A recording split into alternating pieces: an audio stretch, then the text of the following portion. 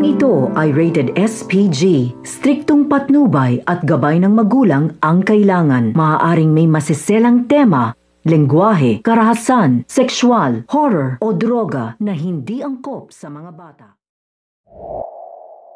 Ito ngang si Giselle, kasama nga itong si Lolo Pepe, ay nahuli niya nga itong si Mr. Soler na kasabwat nga itong si Moira. Kaya naman nga pinadampot nga nila itong si Mr. Soler at mababayaran nga ang mga kasalanang ginawa niya nga sa pamilya nga nito nila Giselle.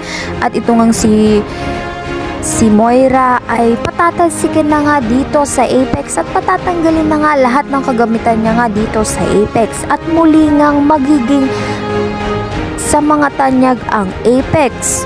At nang malaman nga nito ni Moira ay nagmamakaawa niya nga siya dito kay Giselle na huwag nga siyang patalsikin dito nga sa Apex dahil wala na nga siyang pagkikitaan pa. At sabi nga nito ni Moira ay kahit na lumuhod pa nga siya ay gagawin niya para nga lang hindi siya patalsikin. At ang sabi nga nito ni Giselle ay ipapakulong na nga talaga siya.